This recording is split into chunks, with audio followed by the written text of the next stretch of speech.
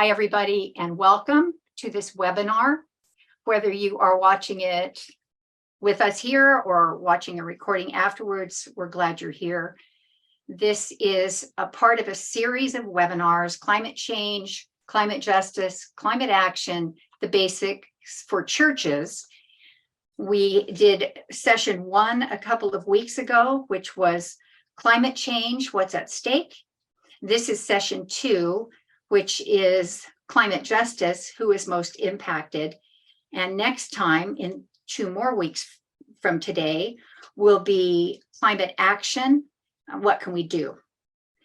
I am Sharon Delgado. I'm also the chair of the California, Nevada Climate Justice Ministries Task Force. I'm also one of the coordinators, organizers of this webinar series with Andrew Bear, who is also a clergy member of this annual conference, and you'll be hearing from Andrew later.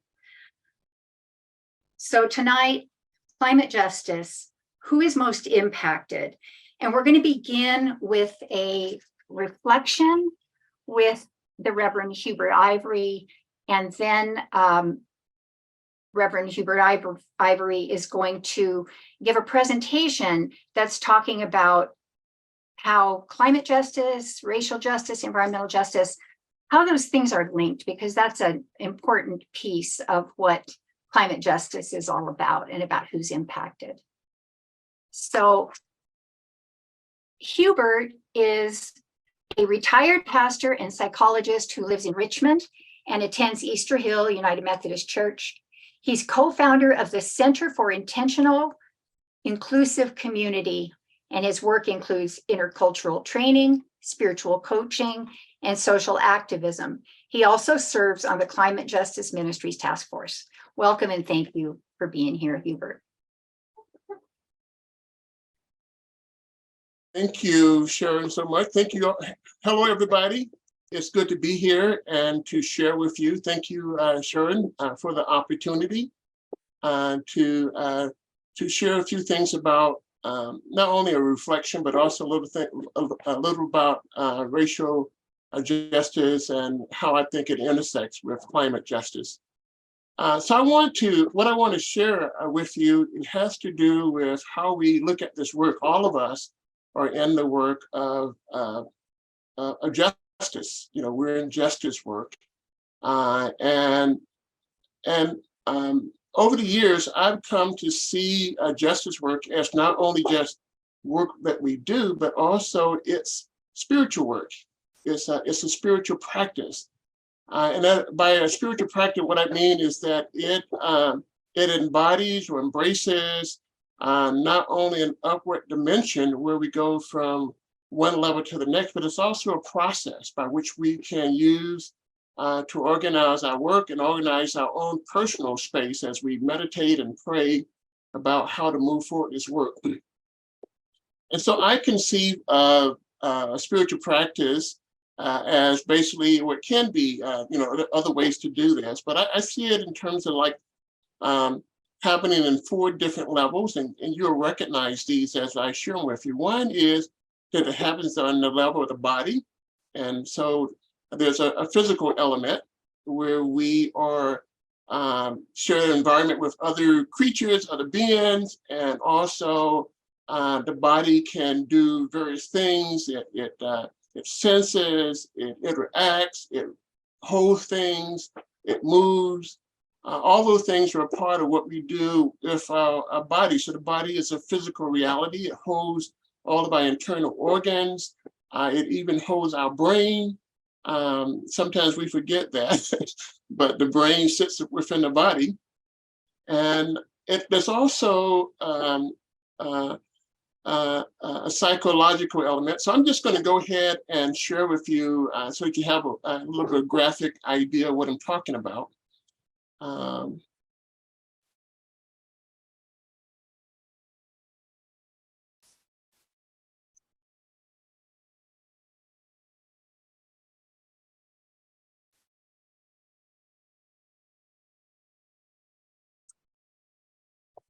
Okay, Can you all see my screen?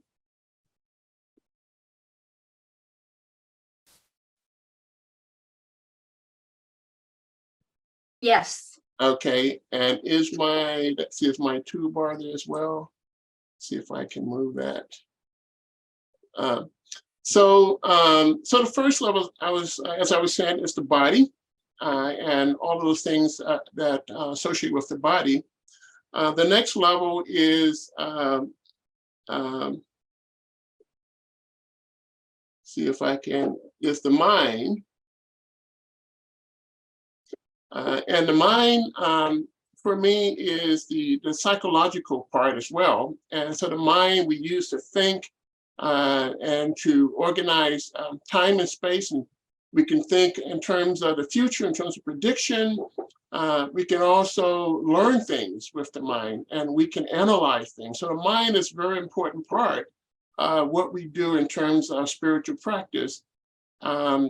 The other thing, the next level is that of the soul.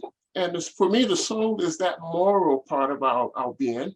It has to do with our capacity to not only love, but also to have justice and truth. Out of that, we have the capacity to reconcile, to relate to others in a positive way. So that's a very important part, because out of this work, we also have a sense of that we're helping others, working with others, working on behalf of others. But we're not doing that. When we talk about the soul, we're not doing talking about the soul just for the sake of the soul. We're talking about in terms of the spirit, and that the spirit is that part that's associated with the divine.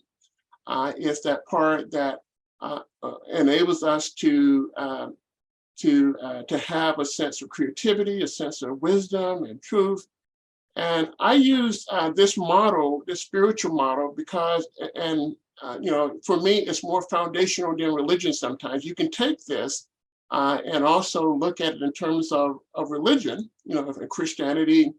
You can look at it in terms of Jesus in the desert, for example, where if you pay attention, there's the part where he's going through a situation in the desert. He's going through a process with his mind. He's being guided by the Spirit. He leaves with a new sense of mission and vision in order to take on the world, in order to bring about the kingdom of God, right?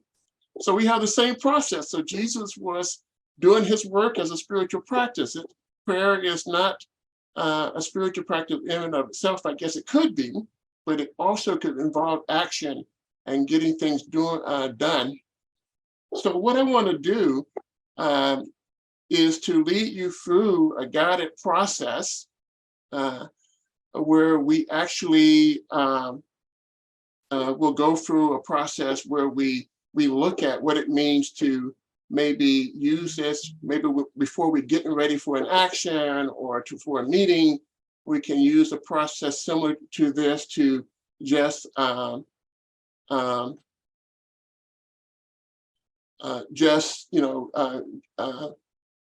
out how. I'm going to stop sharing for a minute until the next segment, but just to get underway, to launch, to get our footing and that kind of thing. So I want you to take a moment to get centered and to close your eyes. So part of the process of the body involves just settling the body down, making space and time for the body. So as you close your eyes, just take a moment to breathe in and out, in and out. And, the goal here is to center oneself. And as we begin to rest and relax, we begin to also think about those people who maybe we want to come in contact with. So in the background, we have in mind people who we want to connect with. The second part of this journey, this meditation, involves a practice of letting go. And so, as you remember that when Jesus was in the desert, he was doing a process of letting go. He was involved in a desert-centered spirituality in which you are fasting. But that letting go was not only a part of the physical thing, it was also a part of the mind thing. He was letting go of his mind and also his emotions that were connected to things that may get in the way. So we let go our preconditions, our assumptions, our desires, our hopes. For the moment, we just put them to the side and let them go so that we can center. And also want you to be mindful of the fact that when Jesus entered the desert, he also was being guided by the Holy Spirit. So the Spirit is with us in this process as we are being guided. And even in our meditation process, we endeavor to put the Spirit in charge. And as we begin to empty ourselves, both physically and psychologically, and let go, we began to reach a place of balance, a place of circumspection, a place where we can have a more a kind of way of looking at the world in a detached kind of way.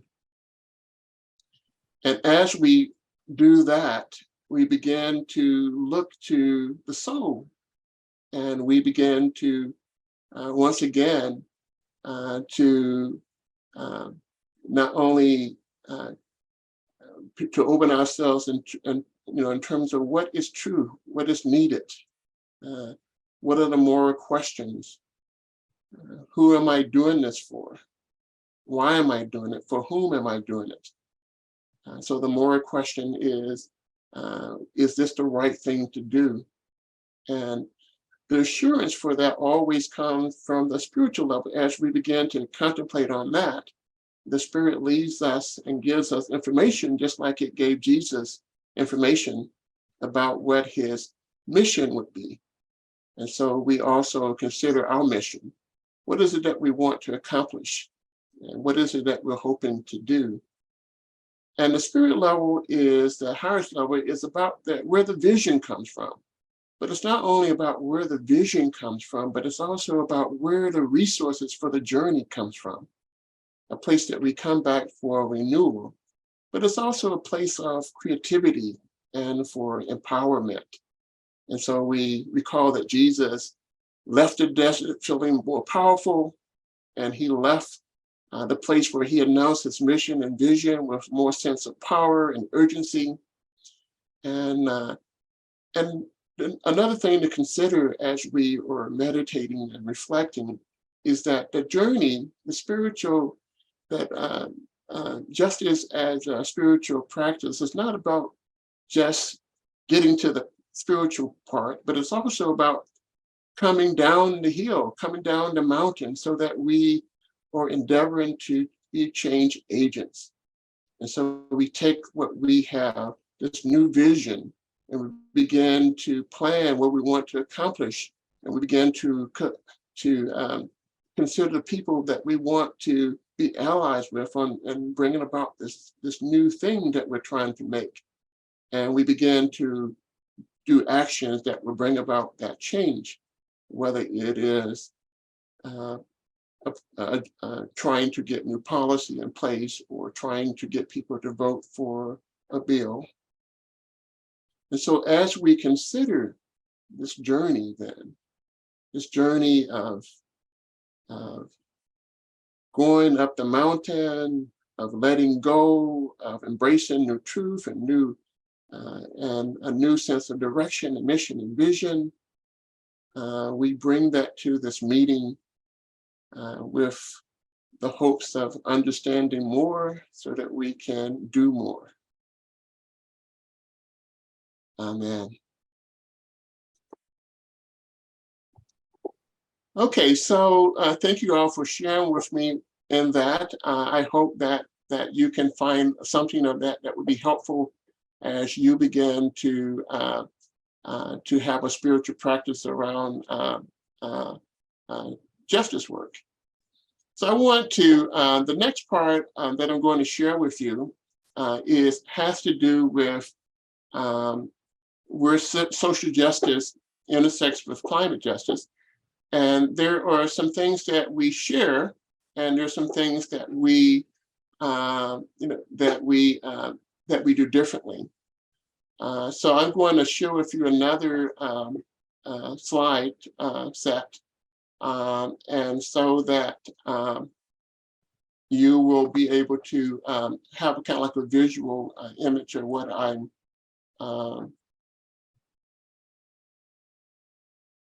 trying to convey.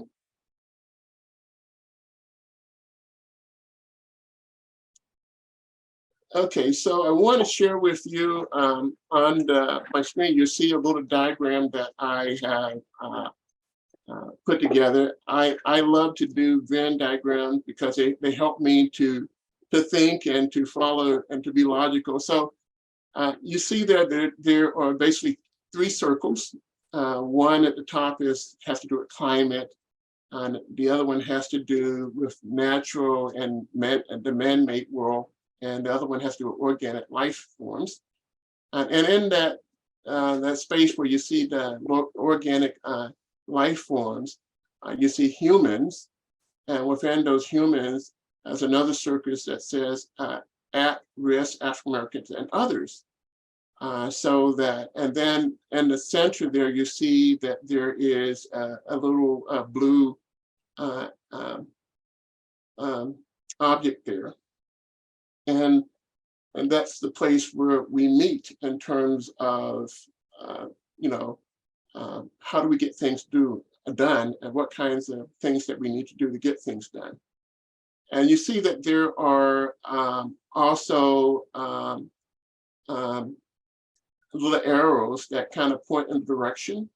So, first we have humans who affect the natural and man-made world in ways that are destructive and that causes ecological stress and air pollution, which then affect the climate. And then the climate changes. And so we can see that in the destructive patterns of weather and planetary warming, which in turn affect humans again in a negative way, because because those are, those storms have an impact on actual lives. And one of the ways that it affects African American and other people who are at risk, people who don't have a lot of income, people who are living below poverty, or people who are in unsafe places, is that they are more at risk to experience weather changes. There are people who, for example, who because of economic reason, some people tend to live, African Americans and other people tend to live in places where there are pollution, where the air quality isn't bad, and because of that, there are health problems. They might also live in places where they might be more vulnerable to heat, for example. They call it the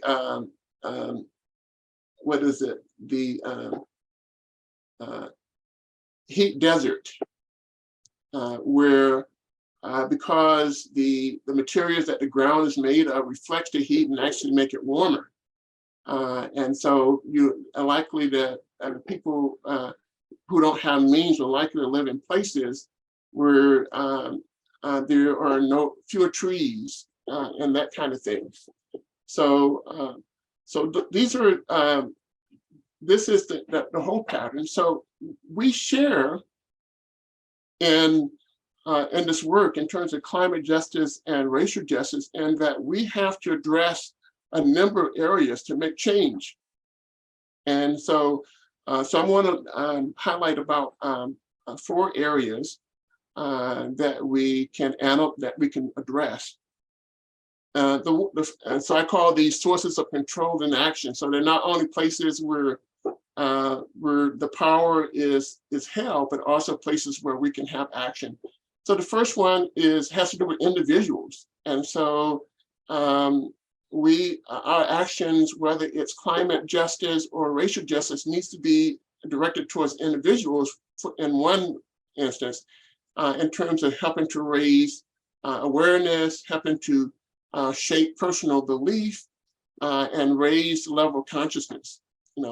So if people don't change their level of consciousness, then that's going to affect their behavior. And so behavior, we see behavior in terms of detrimental practices where people are polluting, people are not taking care of themselves, people are not able to do things to safeguard themselves. So one level of control is behavior and detrimental practice. I meant to put something else there, but I forgot to put that in. Then another level of control and action is institutions. And so institutions, or having in terms of government, with public policies, can deal with systematic issues, including racism, politics, housing, economic power, influence, in terms of having participants, planning. All of those are places or institutions that we can target for change and that kind of thing. The culture is another important area where we have to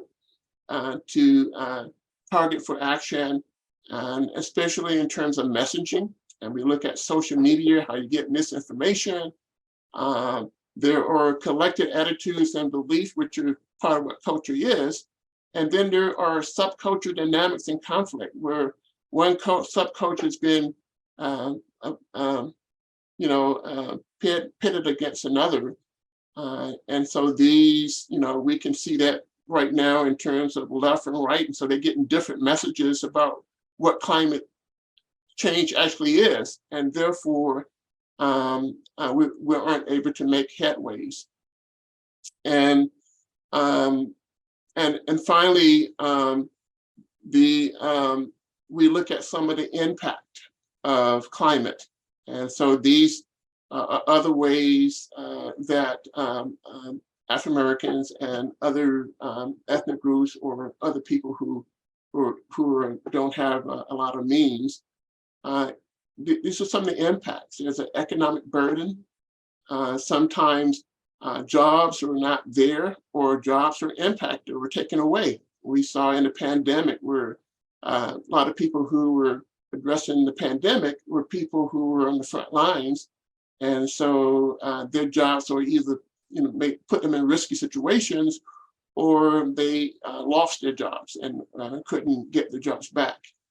Poor air quality, I already mentioned that's a place where people who have asthma, for example, as a result of poor air quality, and people who live near oil refineries and toxins and pollutants.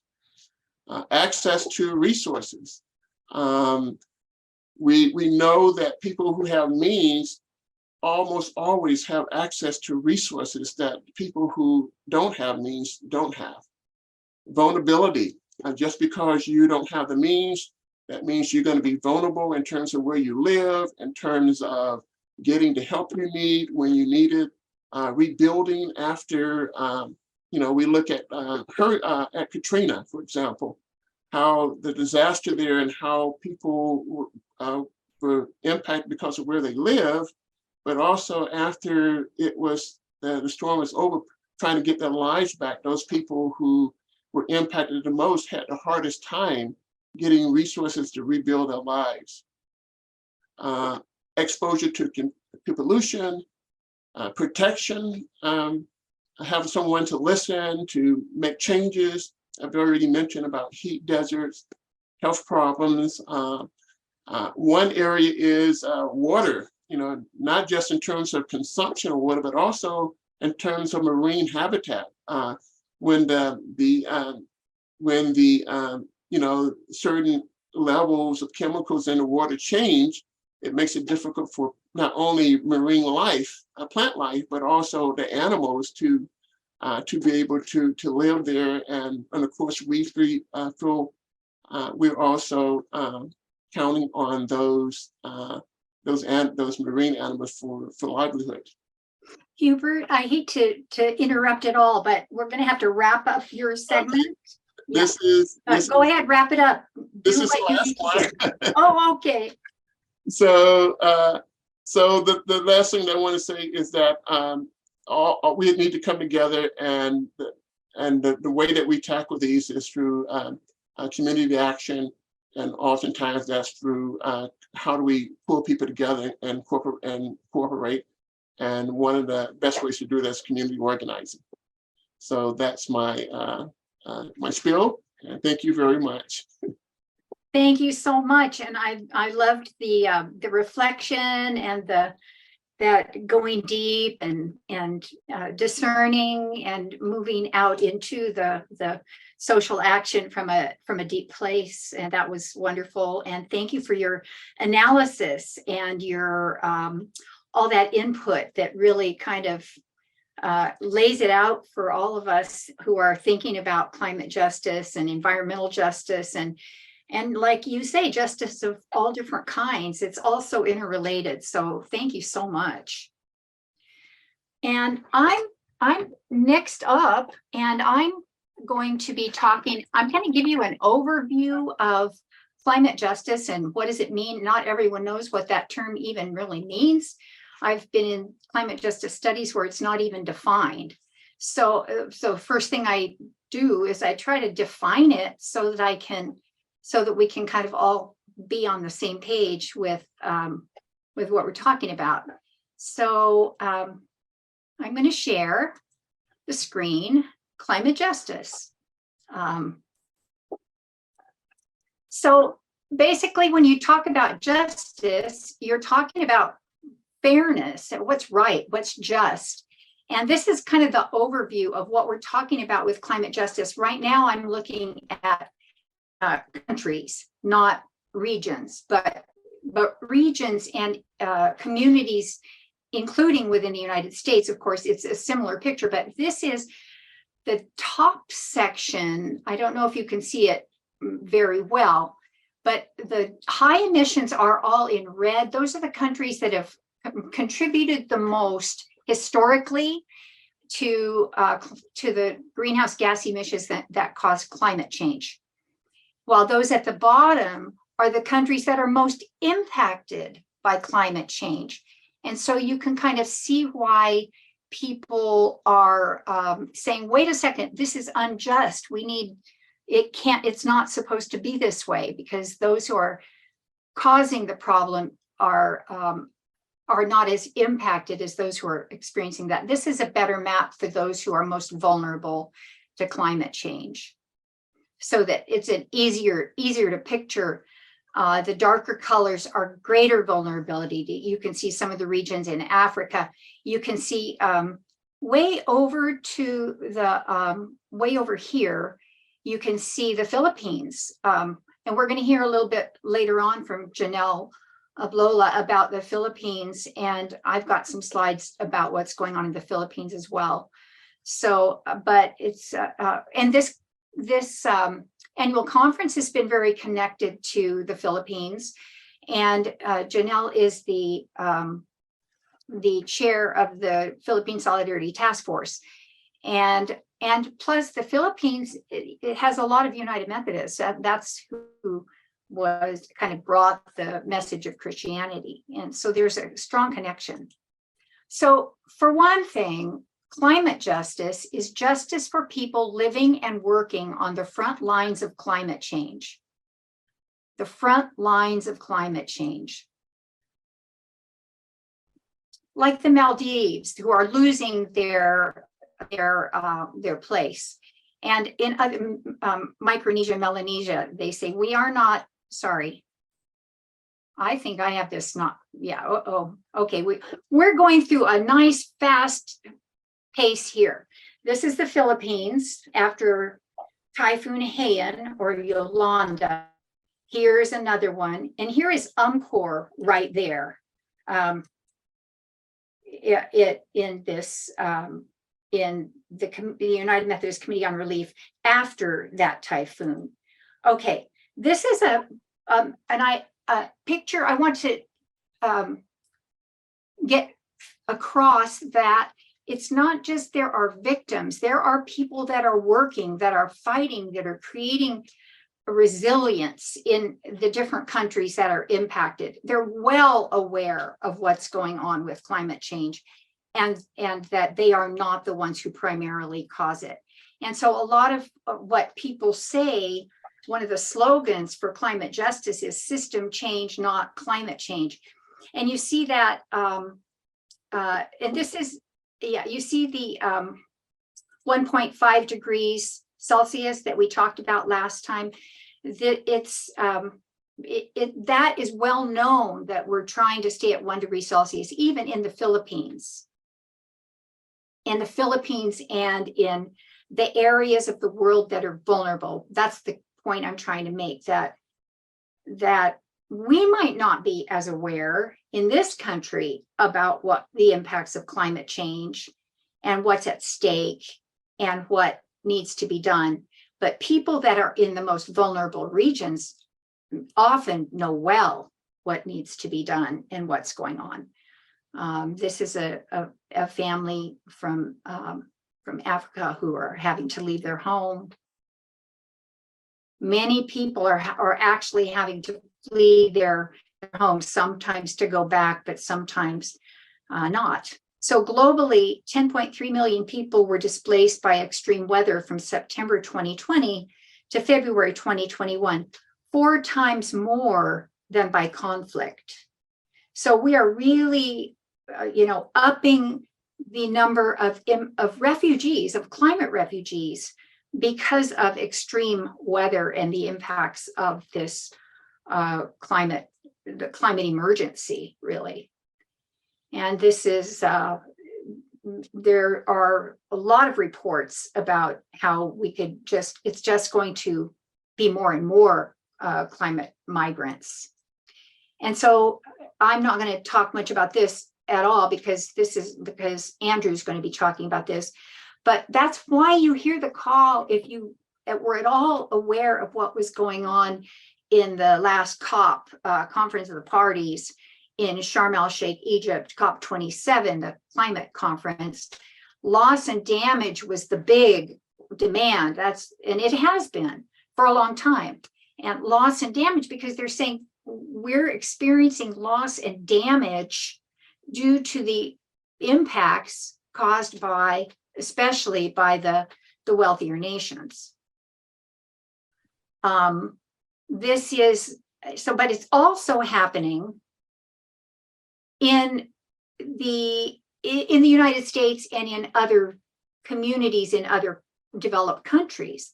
Because this is, say, for instance, the Rockaway neighborhood in Queens after Hurricane Sandy. And it was days before they got help.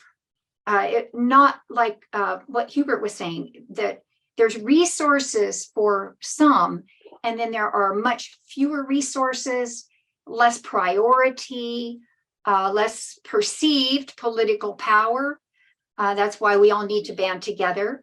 And especially the church needs to band together in solidarity with people who are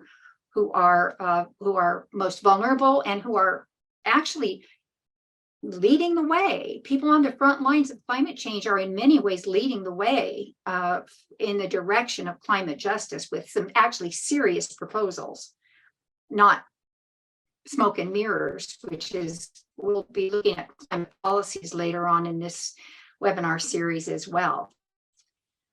This is Hurricane Ida. This is 2021 Louisiana. I didn't include a slide of Katrina, but it was like the water up to the roofs, and they have done work on the levees, but this is still a very vulnerable area. And actually, both of these are communities that are very largely African American. And the flooding of the toxic refineries creates a toxic soup for people in some of these regions, which is already polluted with the refineries. So justice for people living and working on the front lines of climate change. And those slides could go on and on and on. And I have them that could, but we're not.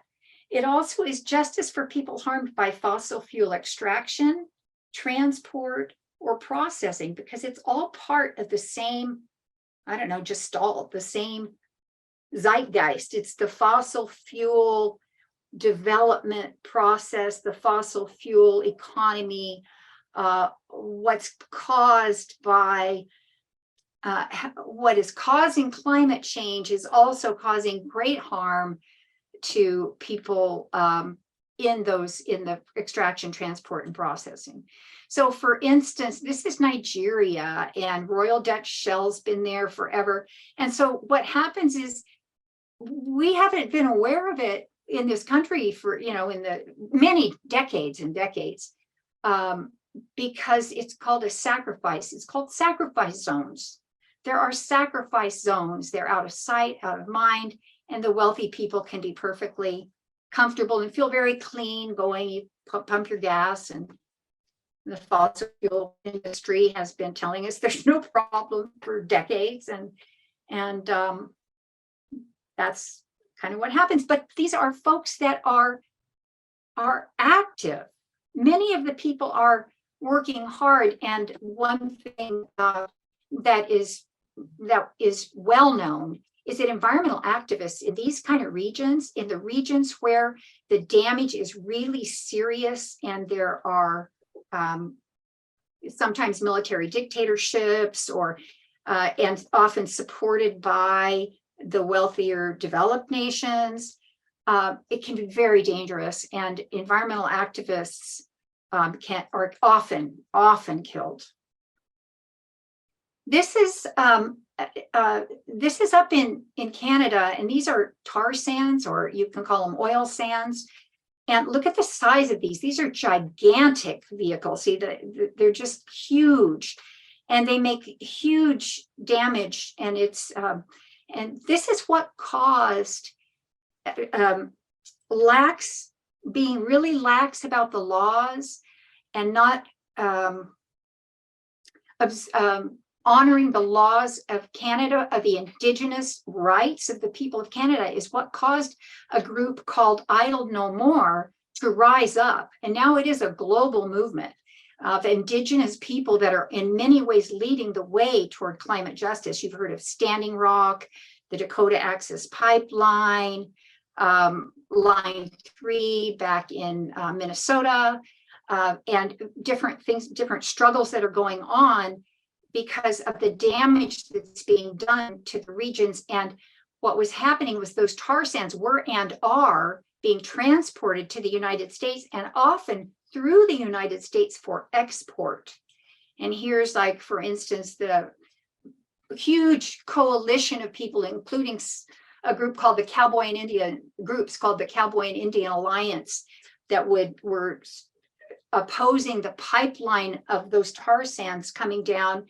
And actually, some of it, not from Canada, but from other places, were going into Richmond.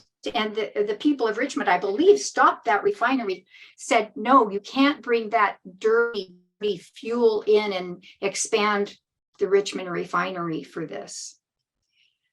This is fracking. You've heard about fracking. Well, this is our annual conference. This is in Kern County, which most of the fracking is done in Kern County. That's down in an area near Bakersfield. Lot of damage, and just a lot of organizing, and a lot of damage to the people who live, to their health.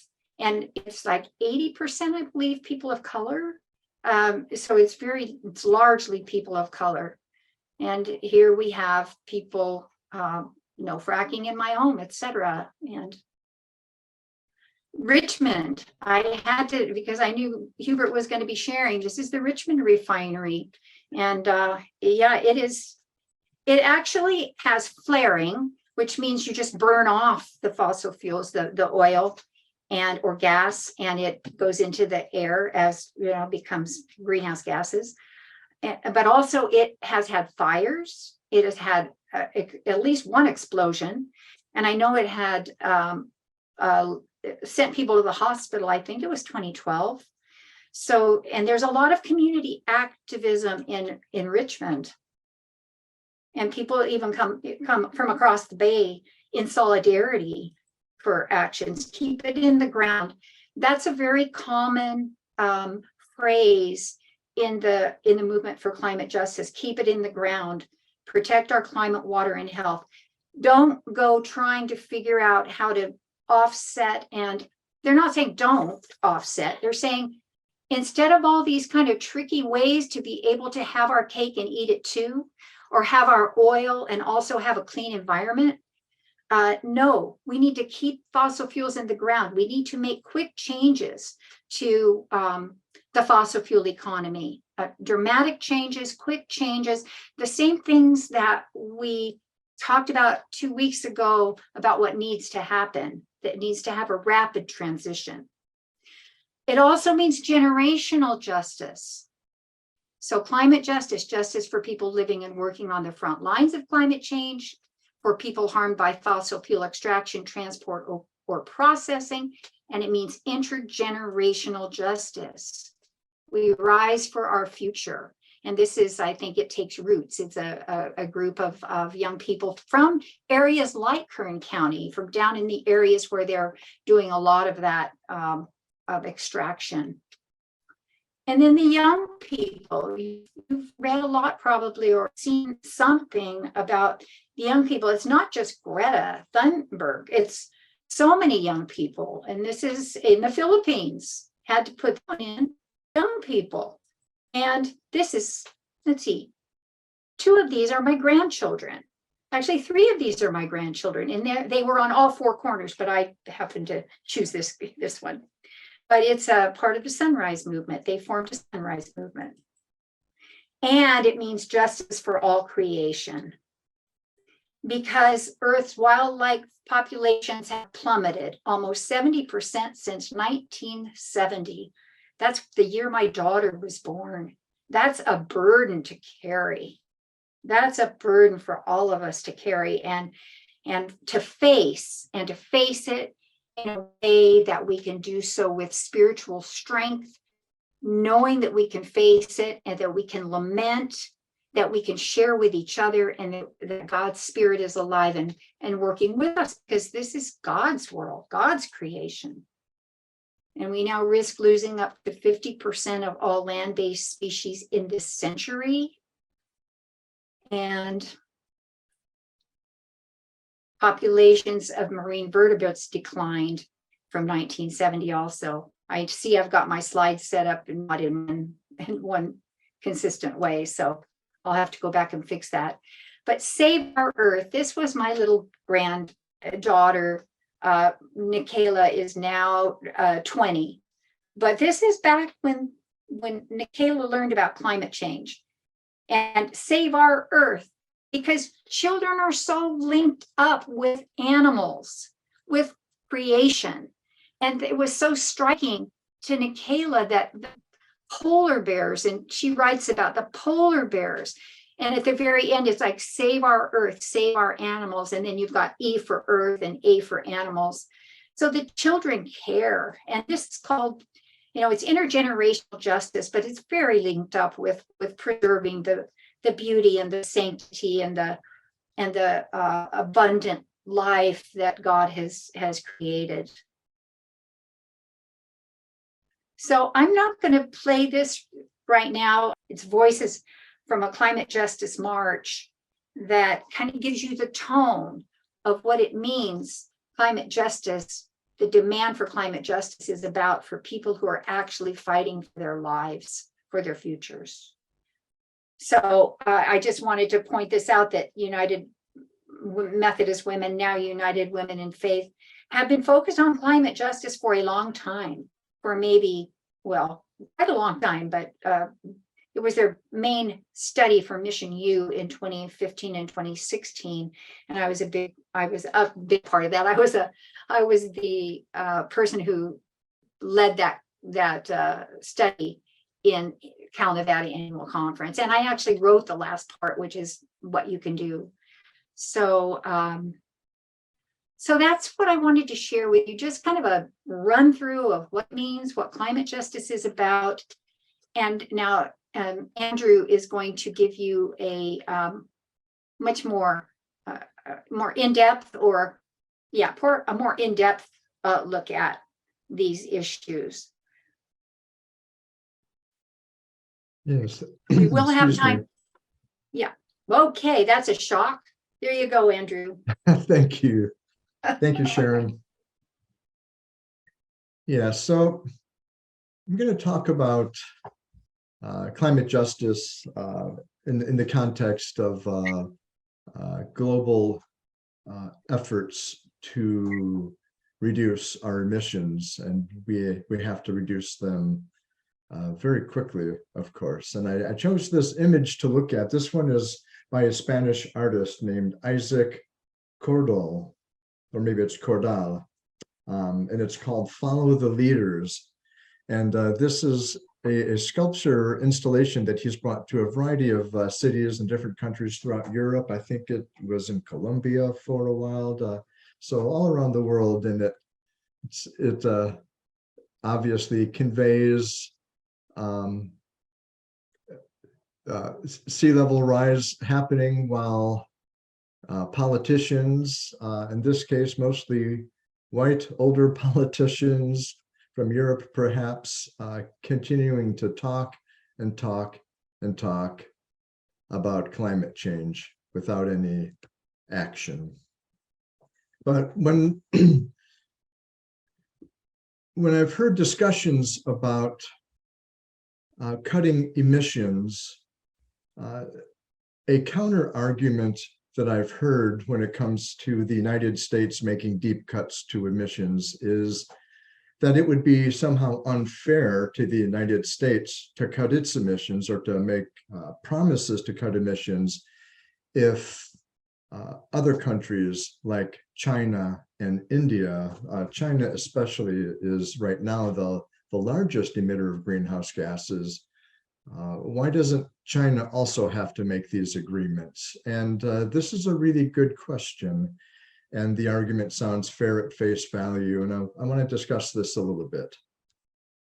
So the key question, and I think Sharon, you raised this question, is who is most responsible for the emissions that are in the planet's atmosphere?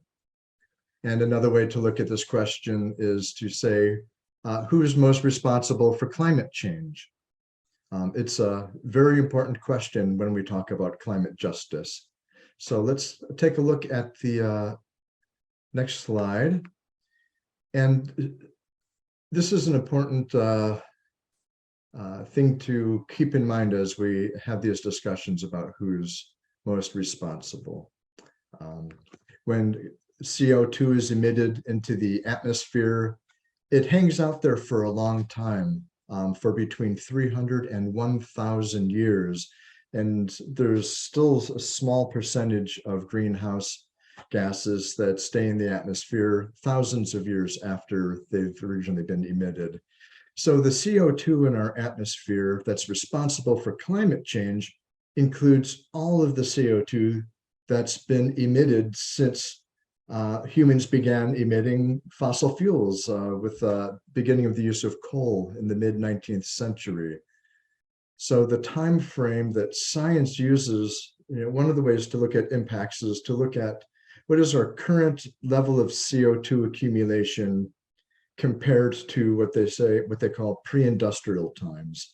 And pre-industrial times means the level prior to 1850, when humans first started using coal during the Industrial Revolution that started putting increasing amounts of greenhouse gases into our atmosphere. The pre-industrial level of CO2 in our atmosphere before we started burning coal has been fairly stable. There's been some fluctuations, but not a whole lot since the last ice age. And that level is around 278 parts per million. 278 was before we started burning coal. And last year in June, our planet hit a high of 422 parts per million. So the amount of CO2 in our atmosphere is clearly going up. It went up from 278 to 422. And this is by far the most CO2 that's been in our atmosphere for over 1 million years. So the question is, who did it and who's responsible for it? And so the graph we're going to take a look at next answers that question. And I am going to also put a link to the study that this graph came from in the chat box right now. It's from a Carbon Brief article, and you can find this on carbonbrief.org. And if you just put in, like in Google, Carbon Brief, which countries are most responsible for climate change, this particular study will come up for you. So we can see that by the end of 2021, and you might have a hard time seeing the details of this graph, but the United States is on top, and you're going to see two different colors. One is the darker color, and that's for fossil fuels that have been emitted into the atmosphere.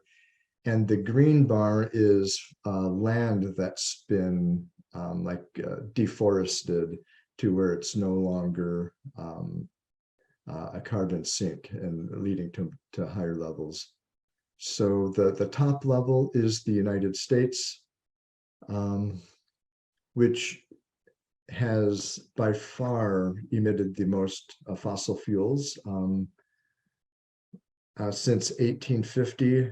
And the United States share of the CO2 that's in our atmosphere is 20%, 20.3% to be exact.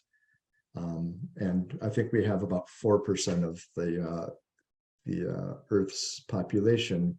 And then in second place is China, that has 11%. So even with China right now emitting more, I think three times what the United States is emitting right now. If you look at historic CO2, if you take all the CO2 that's in the atmosphere right now, the United States is responsible for 20% of that. China is responsible for 11% of that. And then it goes down to Russia, Brazil, and some other countries. If we add other high-income countries like those of the European Union, we find that they are responsible for 44% of the total CO2 emissions. Individual countries, because the countries in the EU are smaller than the United States and have smaller populations. Individually, United States is still by far the biggest emitter. But if you add the EU all together, they're responsible for 44%, while only having 14% of the Earth's population. And I just want to keep in mind here that when we talk of climate change, we've been mentioning, we're not just talking about warmer days or sea level rise. We're talking about extreme heat events, drought, wildfires, floods, sea level rise, extreme rain events that cause flooding, stronger, more frequent hurricanes and destructive storms, ocean acidification, melting glaciers. And keep in mind that glaciers are reservoirs of the majority of our drinking water, melting ice caps, famine, water scarcity, infectious diseases, and on and on and on. So this is really serious. Now let's take a look at the next slide. It has a quote from uh, Pope Francis. And when we look at this issue of climate change through the lens of climate justice, it shows us that the negative impacts of climate change are unequally distributed, like Sharon said. Pope Francis writes, "The gravest effects of all attacks on the environment are suffered by the poorest." So low-income countries are the most vulnerable to the natural disasters caused by climate change. And this is largely because they face some of the most frequent extremes of climate change, and they have the least resources to adapt to the changes. So they're suffering the biggest effects, and they have the least amount of resources for dealing with this. So this brings us to losses and damages. And Sharon mentioned that this was an item of discussion at the COP27 in Egypt. These negative impacts of climate change are called losses and damages. By losses and damages, we mean the negative impacts of rebuilding damaged infrastructure. We're talking crop losses, the displacement of people, and also the tearing apart communities and the trauma that people who are experiencing these disasters, that also has effect on communities. And these negative impacts, as we've said, are disproportionately experienced by developing countries and by vulnerable groups. And the losses and damages are only expected to accelerate.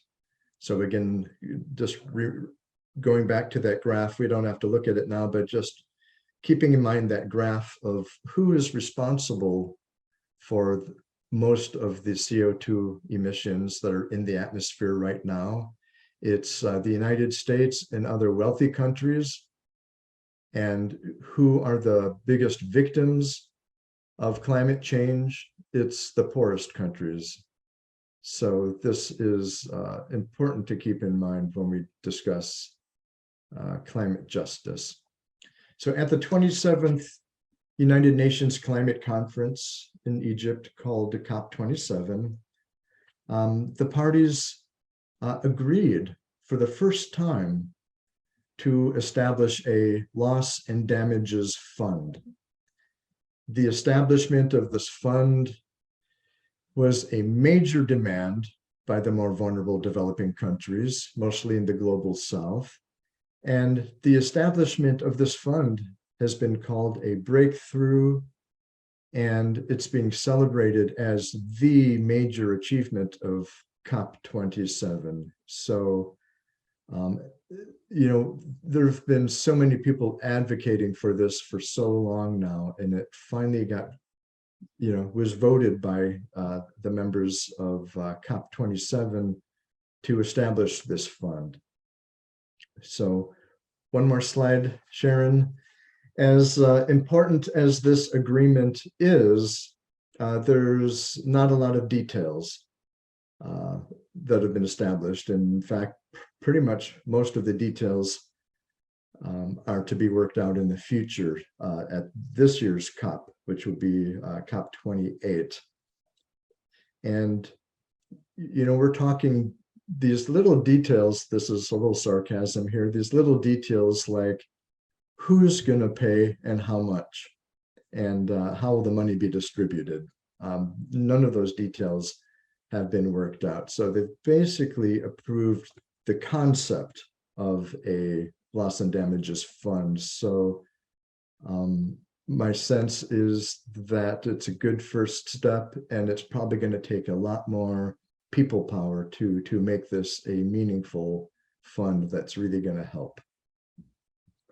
So Another question I'm thinking of as I think about this, like for example, the United States being the largest historic emitter of fossil fuels. Now that we have a House of Representatives that has a majority Republicans, is this something that is even going to be approved by our country, even if our representative at this meeting says the United States will do this and this and this? Is this even something that's politically possible given our current political situation? So this work for climate justice, just like the work to keep fossil fuels into ground and transition to a energy system that's going to be compatible with human civilization, just as those are really important issues that demand I think all of our time and attention. Climate justice we can't look at climate change without looking at climate justice. I think that's the take home message I want to send. And so we're going to have to keep working for justice, just as we're going to have to keep on working for a habitable planet. So that's all I want to share tonight. And I'm going to pass it over to Jeanelle. I'll say a couple words about Jeanelle, just to introduce Jeanelle, who's going to be talking about the Philippines and the compounding impacts of extreme weather. Whatever Jeanelle talks about will be helpful for us. Reverend Jeanelle Nicholas Ablola is lead pastor of Pine United Methodist Church in San Francisco.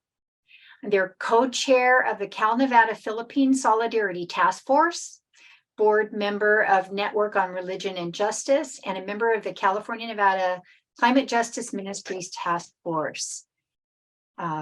Stop share, and Jeanelle, take it away. Okay, thank you. I appreciate all the things that have been raised in this space, and we've talked about how carbon or how emissions from the U.S. and consumption in the U.S. has really impacted the world, and so I'm going to focus my sharing also on the U.S. and its impact in the environment and the world.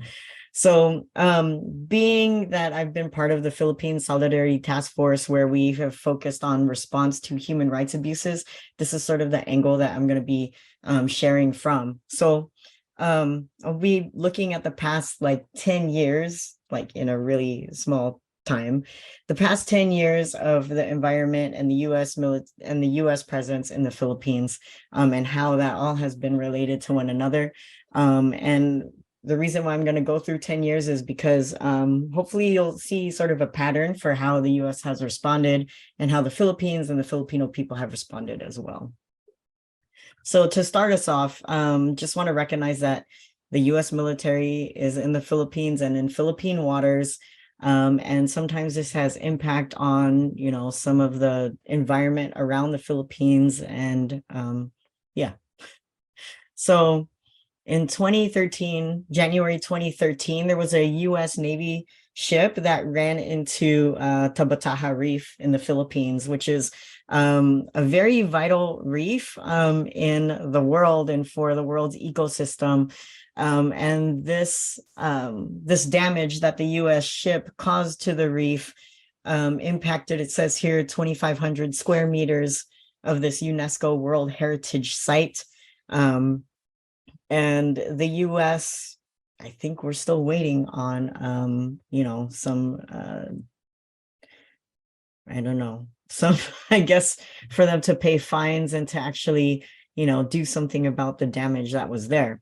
So the U.S.'s pivot towards the Asia Pacific, especially during Obama's presidency, has sort of laid the ground for more military presence in the area. And especially, I think we're all familiar with the U.S. feeling threatened by China's presence, and the Philippines sits very much in the middle of all of that. And so because of these, political dynamics going on, the Philippines is very much impacted by U.S. military presence. Tabataha Reef, as I said, is about the size of 2 basketball courts, or a third of almost the 3,000 square meter Manila Cathedral compound. It'll take 1 year for a millimeter of the corals to grow again. So just think about that. It takes a year for 1 millimeter of the reef to come back and grow again. And the US ship hit the equivalent of 2 basketball courts size of this reef. So it'll take about 250 years for it to regrow. And that's if everything and all the conditions go smoothly. So this was in January 2020, in 2013. And then in November 2013, we had Typhoon Haiyan, which was at that time historically a historic typhoon that hit landfall in the Philippines. And so back in 2013, I think y'all have seen the news from that time and the impact of the typhoon in the Philippines. I have a little video on that kind of surveys the area at the time.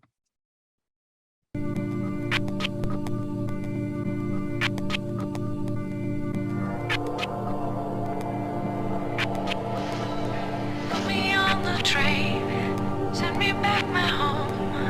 Couldn't live without you when I tried to roam. Put me by the windows, let me see outside. Look at all the places where all my family died. Where all my family died. Where all my family died. Where all my family died.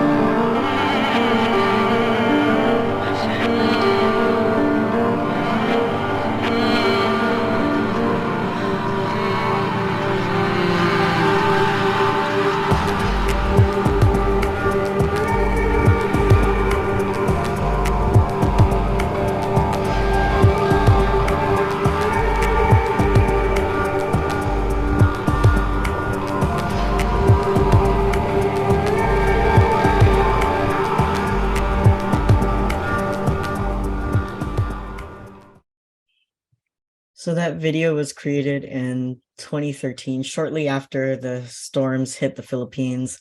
And at that time, President Aquino was the president of the Philippines. President Aquino, meaning the son of Cory Aquino, was president of the Philippines.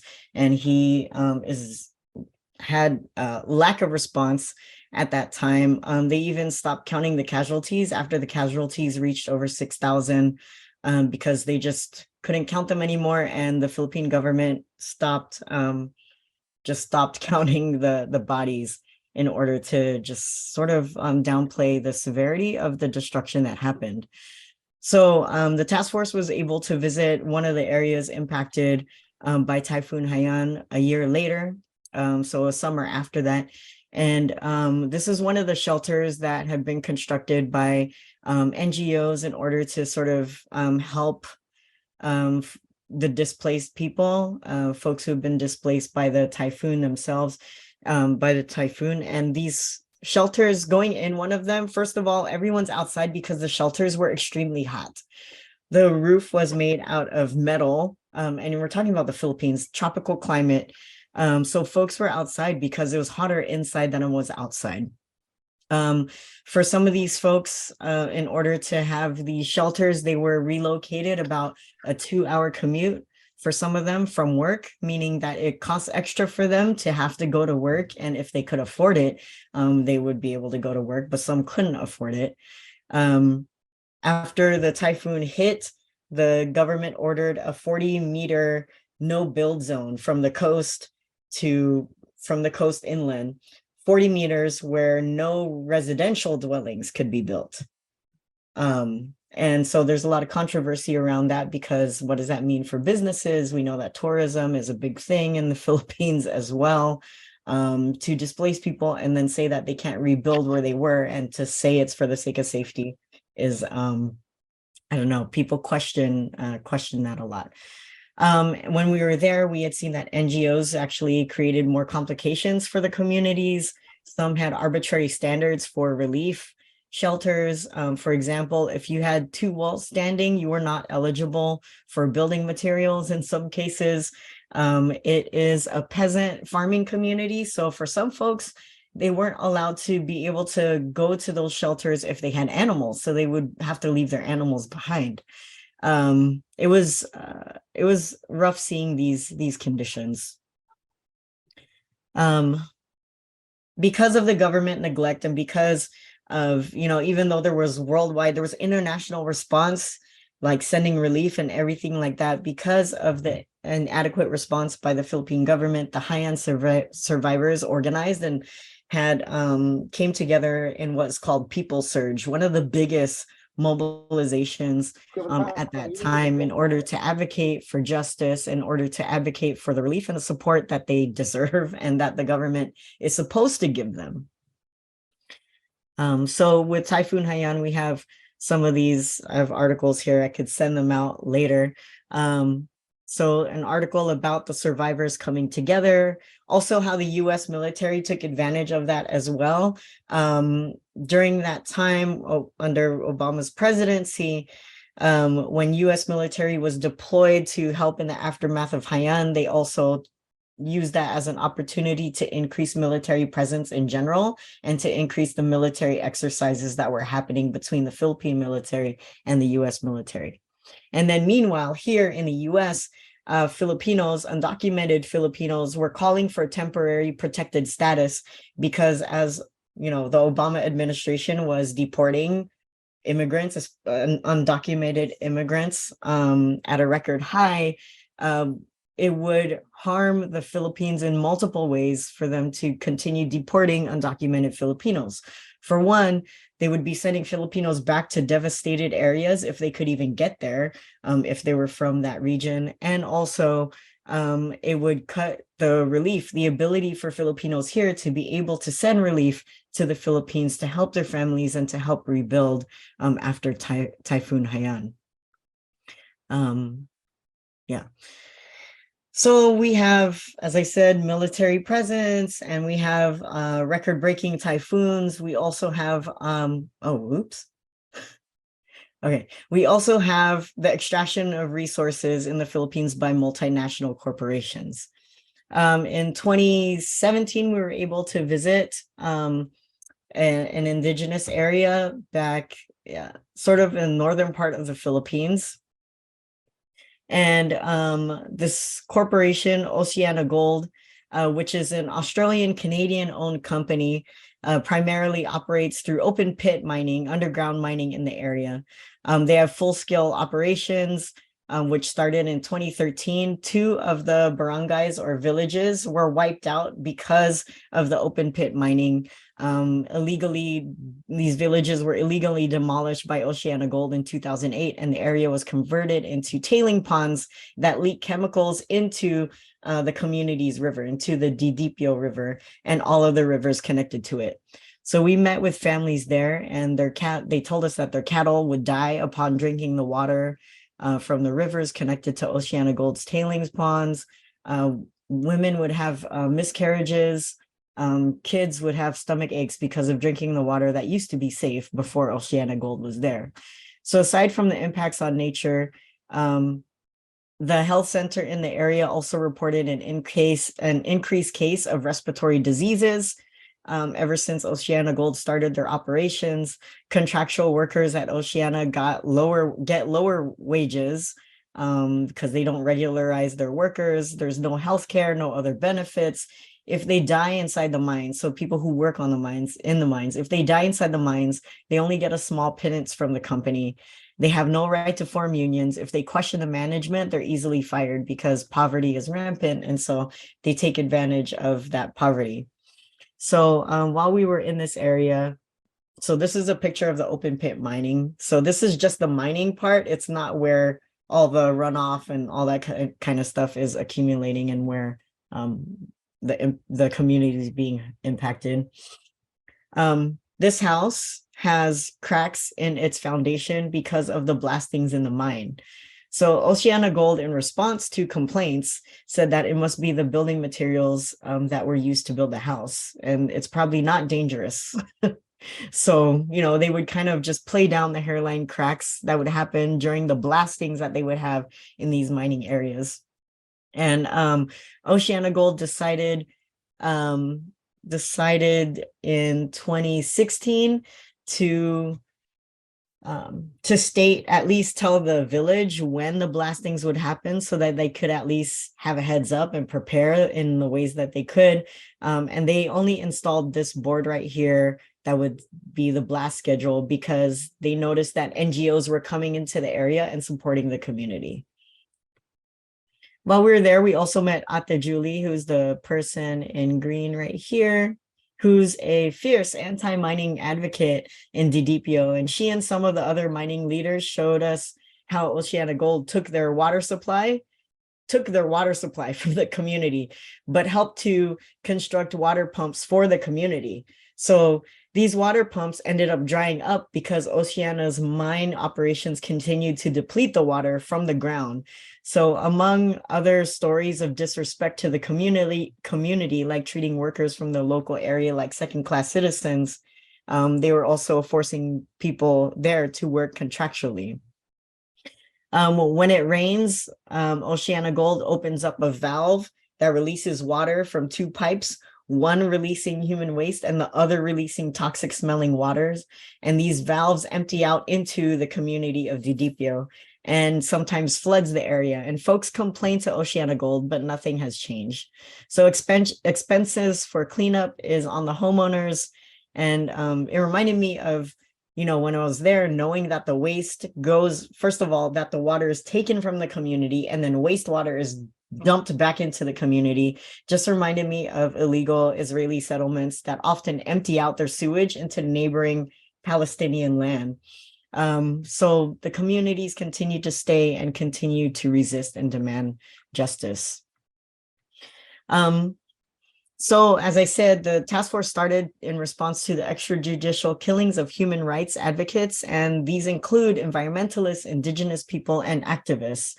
And that includes, when we say activists, we mean students, women, clergy people, church lay people who are rising up against, the injustices of the government. So we see that the Philippines is the 4th deadliest country for eco-activists. This is as of September 2022.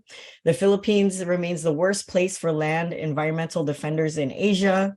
also as of September 2022. The Philippines has been condemned over environmental slayings since 2014, at least. Aquino's presidency, which was from 2014, is the deadliest for environmentalists. And then even French environmentalists have been found dead in Philippine lands. So it's known as one of the most dangerous places for environmentalists. So you couple that with the community's inability to cope, and the communities are not able to cope because for them to be able to cope would mean structural change. These things combined makes it hard, means that the Philippines is greatly impacted by climate injustice.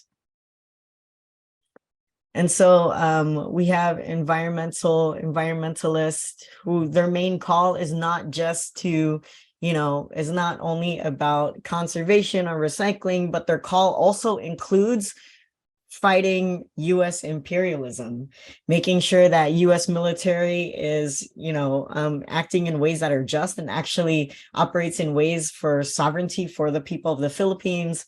That the people of the Philippines, especially the poorest in the Philippines, have a say in what their land is being used for. And that there's a call for, just as I said, US military to get out of the Philippines and for their presence to be out of the Philippines. And there are military agreements like the EDCA that's mentioned here, the Enhanced Defense Forces Cooperation Agreement, which is an unequal agreement between the US and the Philippines. There are multiple agreements between the US and the Philippines that have to do with trade and military. And, the Filipino people are just calling for sovereignty. So the fact that they are met with extrajudicial killings, these environmentalists, indigenous people, and activists, that they're met with extrajudicial killings, threats, harassment, and intimidation is because their acts are actually threats to the status quo. It's a threat to the interest of the multinational corporations. It's a threat to the interests of the Philippine elite.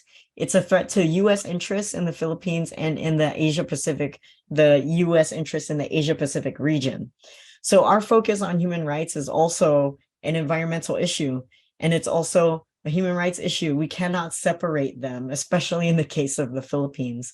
It's not enough to delve into green capitalism. We need to call out corporations and complacent governments, especially the US government. So it's vital for us to keep making connections globally and to support people's movements for liberation and the land, and not only environmental movements, but just movements for people's liberation in general. Thank you. Thank you so much, Jeanelle. That, we need a whole presentation. This needs to be at annual conference level kind of presentation, some of what we've heard tonight, and yours for sure. So I think we're going to wrap up and close, and then after we have our closing, we'll stay and talk to anybody who's ready to stay and talk. So Jeanelle, after that presentation that was heartrending and also insightful and motivating, would you please lead us in our closing prayer? Sure. Let's pray. Gracious and loving God, Creator God, we lift up prayers of gratitude for bringing us here together in this space, because our heart breaks for your creation. And also our heart is passionate for justice.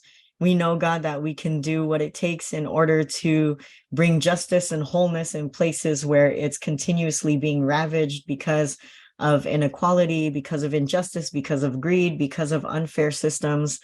God, we know that when we come together in spaces like these, and we share the deep wisdom that comes from you through us, that we're able to act in ways that will create change. God, we lift up prayers that you continue to transform us and that you continue to accompany us even as we go our separate ways, knowing that we are connected by your love and your call for us to live into justice, to live into liberation, and to live into expansive love. We lift up these prayers, spoken and unspoken, in the name of your Son, Jesus Christ. Amen. Amen. Thank you so much.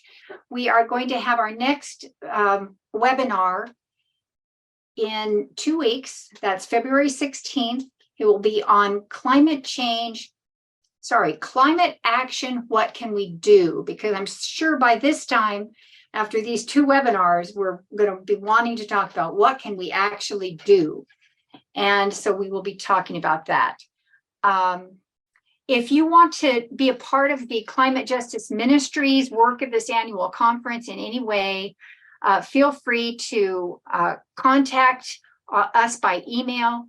And the email address is climatejustice@cnumc.org. Feel free to go to the annual conference webpage if you would like to, and sign up for the instant connection. If you aren't already getting it, you go to news and then you can sign up for the instant connection, because we have something that runs there, a report on what we're doing every month at least. And we hope that you'll want to get involved, and feel free to share this webinar broadly. We did have quite a few people watch it, the first one, and I was heartened by that. So thank you all for being here,